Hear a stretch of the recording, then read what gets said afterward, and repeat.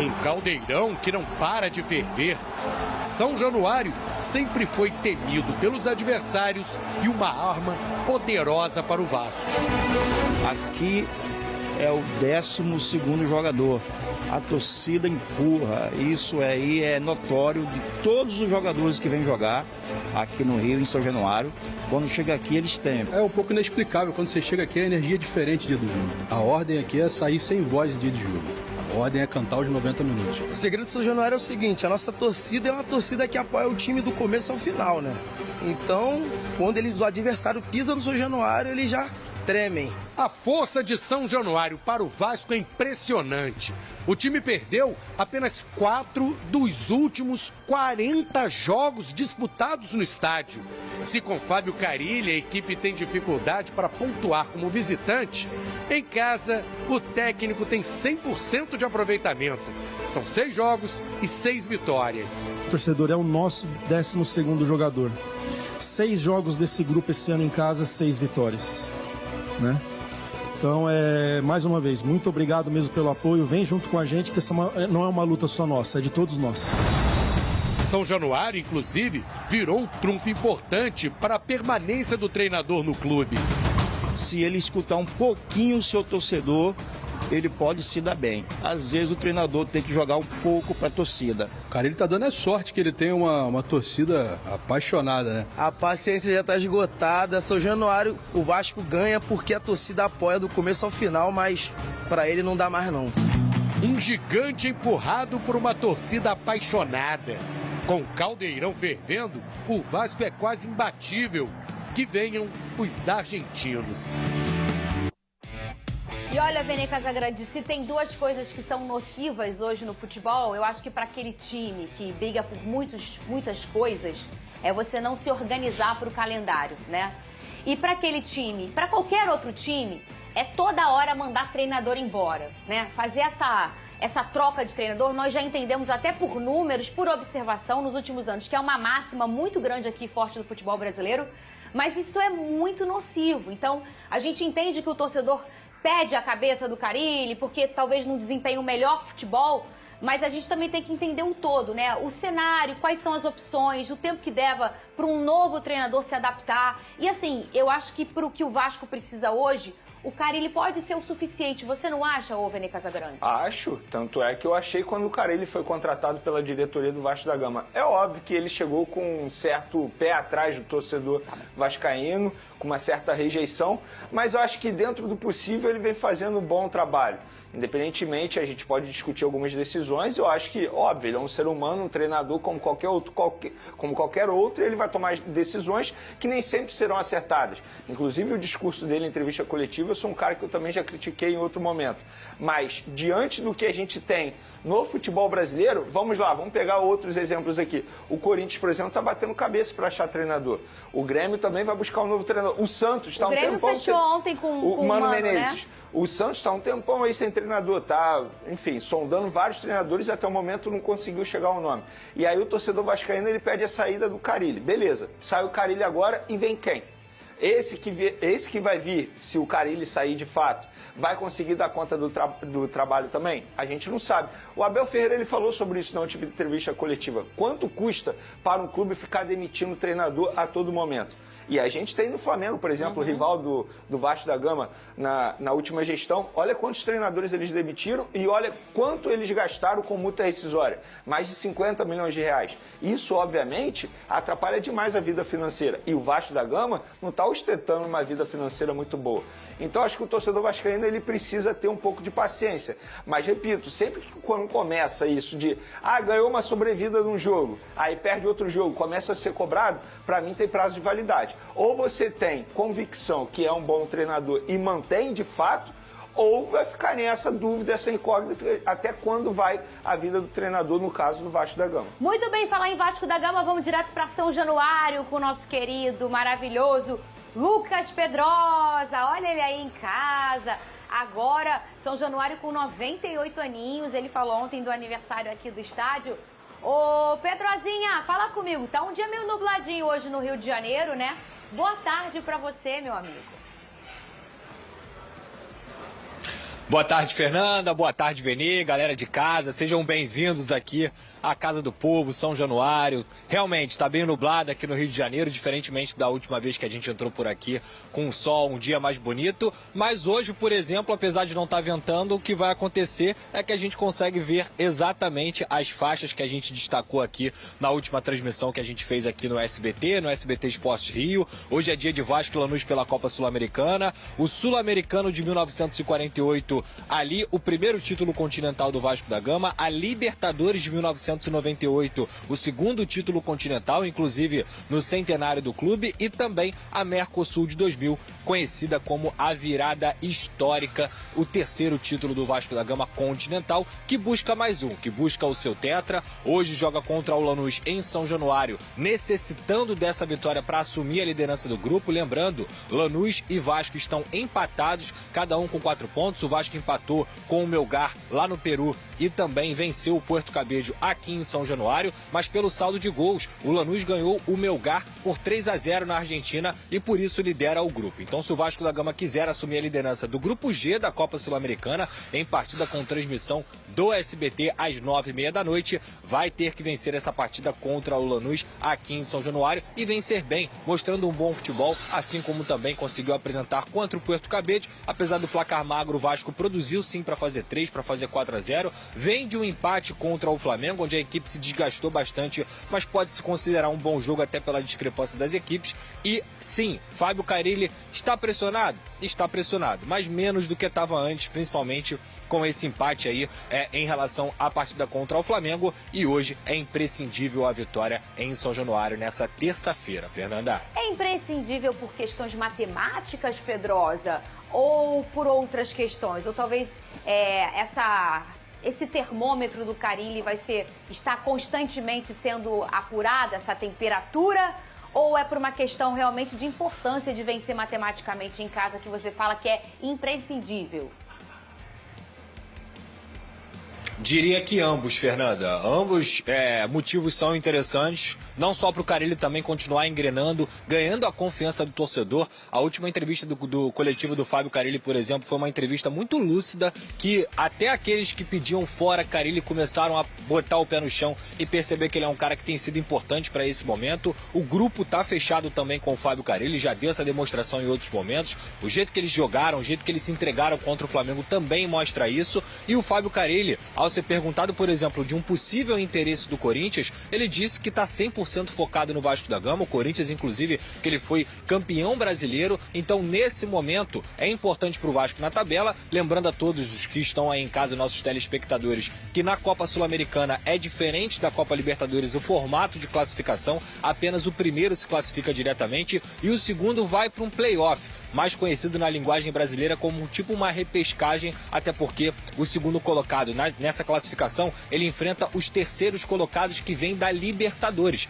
Então, sem dúvida alguma, não vai ser fácil para o segundo colocado da Sul-Americana conseguir passar de fase e ir para o mata-mata da Copa Sul-Americana. Então, o ideal é passar em primeiro lugar. Eu acho que desde o momento que saiu o sorteio desse Grupo G, eu entendi o Vasco como favorito, como um time que tem um maior investimento, que tem a maior também nível de qualidade do elenco. Então, por isso, não só para o Fábio Carille ganhar ainda mais confiança da torcida, que já protestou inclusive nessas arquibancadas contra ele, mas também em relação à tabela, fazer 7 pontos e depois ir para o jogo na Argentina, quando o Vasco enfrenta o Lanús fora de casa, também mais tranquilo e podendo, quem sabe, até empatar esse jogo. Lembrando, Puerto Cabello e Melgar estão atrás de Lanús e Vasco da Gama, que estão empatados com 4 pontos nesse Grupo G, Fernandinha. Já quero falar com você, Pedrosa, sobre qual o provável Vasco, o que você acha que você sabe.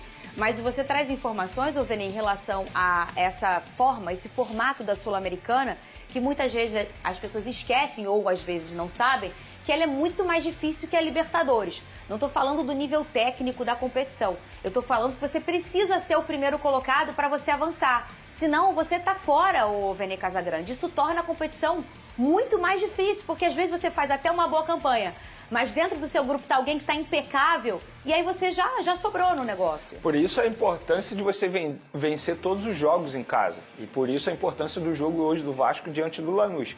Porque para você passar em primeiro, você tem que vencer em casa. Não há como você pensar no outro resultado, senão a vitória. E, de fato, você acaba equilibrando um pouco a competição por conta disso, né?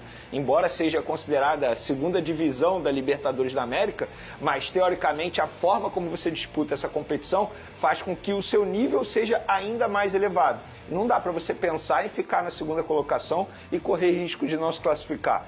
Eu entendo que o torcedor vascaíno critica muito o elenco do Vasco, não concordo com o Pedrinho quando ele diz que o elenco do Vasco é top 8 do Campeonato Brasileiro. Mas para esse grupo da Copa Sul-Americana não é nenhum absurdo a gente parar e analisar que o Vasco da Gama é o favorito para passar em primeiro. E eu acho até que vai passar em primeiro. Acredito numa vitória do Vasco hoje jogando em casa, sempre digo isso. Não importa o momento que o Vasco esteja vivendo, se é na primeira, na segunda divisão, se está em crise ou se não está. Enfrentar o Vasco da Gama dentro de São Januário é uma das tarefas mais difíceis, se não a mais difícil para todos os clubes do futebol brasileiro. Porque o Vasco da Gama tem a sua maior força, a sua fortaleza, jogando em São Januário. E foi por aí também o VT de Flávio Vinick. É por aí, né, Vene, que a gente sempre fala aqui nesse programa em relação à importância de São Januário. Eu acho que no futebol brasileiro é um dos times mais fortes jogando em casa. Sim. E aí a gente não fala nem só pelo que a gente observa, mas também pelos números do Vasco. Eu falo nesse programa, falei na época e falo várias vezes e repito, o Vascaíno arranca o Vasco da Série B, porque o Vasco estava não querendo subir tecnicamente, em campo falando, e o torcedor pega o Vasco no colo e tira o Vasco de lá, do lugar que ele nunca deveria estar. Aliás, é um traço cultural que esse estádio aí que fez 98 anos, né, Lucas Pedrosa, que está aí bem atrás de você, esse lindo cenário, ele foi feito por mãos de vascaínos, né?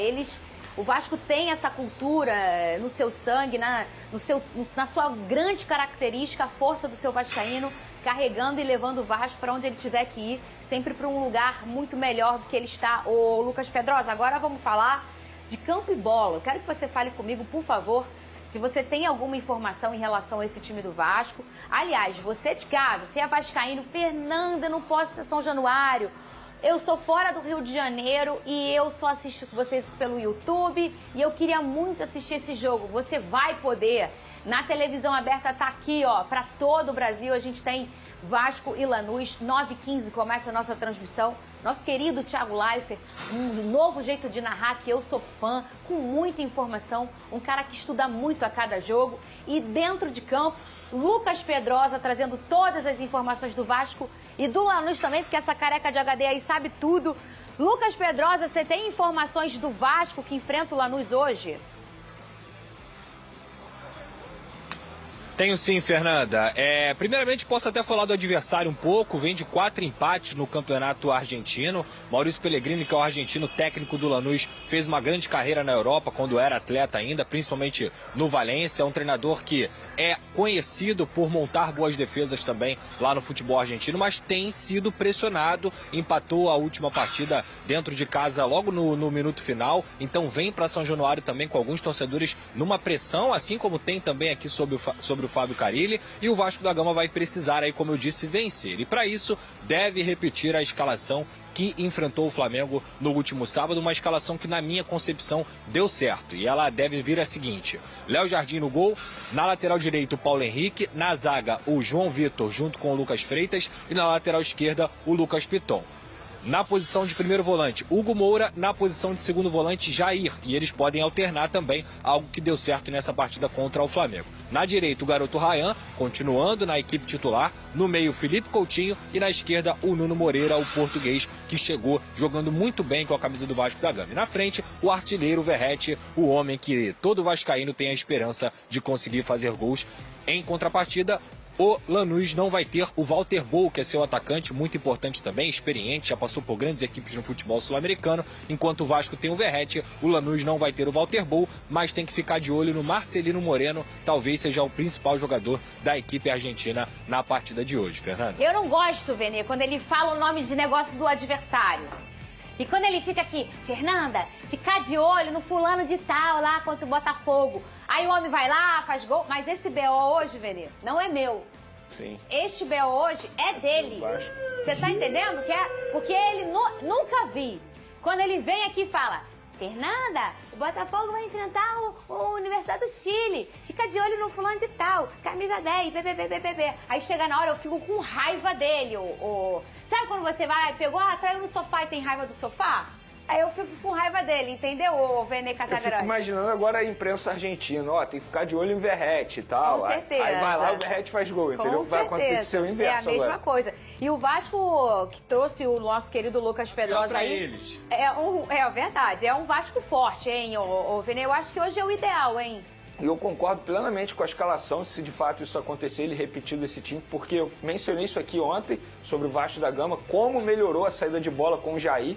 Eu, enfim, não sei por que o Carille não estava colocando o Jair. Ele teve até um jogo que ele nem foi relacionado, lembra disso? Mas é um jogador extremamente importante. Saída de bola, marcação, ele ao lado do Hugo Moura deu super certo, pelo menos contra o Flamengo. Eu acho que agora será um Vasco da Gama diferente, até por ser Copa Sul-Americana, né? A postura de um jogador, jogo mata-mata, teoricamente. A postura do jogador muda também. É um outro clima, uma outra atmosfera em São Januário. Então acho que de fato o Carille vai mandar bem se ele repetir essa equipe. Repito, por causa do Jair, gostei demais da entrada dele. Então, acho que o Vasco tem tudo para conseguir essa vitória em casa. Embora seja um clube argentino, tem que sempre mencionar isso. Eles sabem jogar esse tipo de competição, eles sabem jogar Copa Sul-Americana, Libertadores. Na cabeça deles também muda a atmosfera, o clima do jogo. Mas, repito, o Vasco da Gama, para mim, é favorito para conseguir essa vitória. E esse espírito do eles sabem, o Vasco também, aliás... Fala comigo, Pedrosa, pode falar.